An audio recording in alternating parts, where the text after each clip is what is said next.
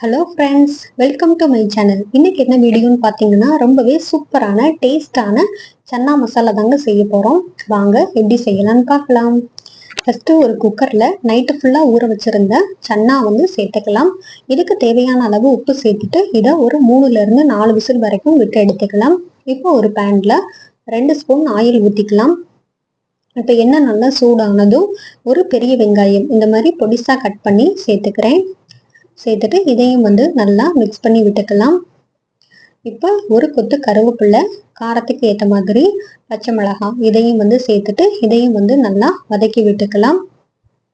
இப்போ இதோட ஒரு ஸ்பூன் இஞ்சி பூண்டு பேஸ்ட் சேர்த்துக்கிறேன். சேர்த்துட்டு இதையும் நல்லா மிக்ஸ் பண்ணி விட்டுக்கலாம். இப்போ இது எல்லாமே ஓரளவு வதங்கட்டும். இப்போ இதெல்லாமே கொஞ்சம் வதங்கிருச்சு. இப்போ மசாலா பொருட்கள் சேர்த்துக்கலாம்.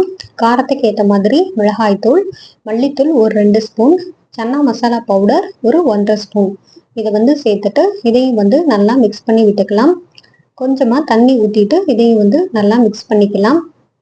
இப்போ சைடில் ஒரு மிக்சி ஜாரில் ஒரு தக்காளி, வேக வச்சுருந்த இந்த சன்னா இதையும் சேர்த்துட்டு இதை நல்லா நைஸாக அரைச்சி எடுத்துக்கிறேன்.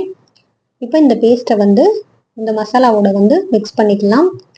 இதையும் சேர்த்துட்டு இதை நல்லா மிக்ஸ் பண்ணி விட்டுக்கலாம்.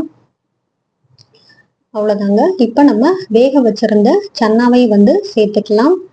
சேர்த்துட்டு இதையும் மிக்ஸ் பண்ணிக்கலாம். தேவையான அளவு தண்ணி ஊற்றிட்டு இது ஒரு கொதி வரட்டும். அவ்வளோதான். பாருங்க எவ்வளோ அழகா வந்திருக்குன்னு. கலர் நல்லா சூப்பராக இருக்கு. எண்ணெயும் பிரிஞ்சு வந்துருச்சு. ஒரு சூப்பரான டேஸ்டான சன்னா மசாலா ரெடி ஆயிடுச்சு. உப்பு காரம் எல்லாமே கரெக்டாக இருந்துச்சு. டேஸ்ட்டுமே ரொம்பவே சூப்பராக இருந்துச்சு. சன்னா மசாலா சப்பாத்தி, பூரி, சோளா பூரி இது எல்லாத்துக்குமே சூப்பராக இருக்கும். நாங்கள் இன்னைக்கு சோளா பூரிக்கு ட்ரை பண்ணியிருந்தோம். ரொம்பவே நல்லா இருந்துச்சு. நீங்களும் ட்ரை பண்ணி பாருங்கள். தேங்க்யூ.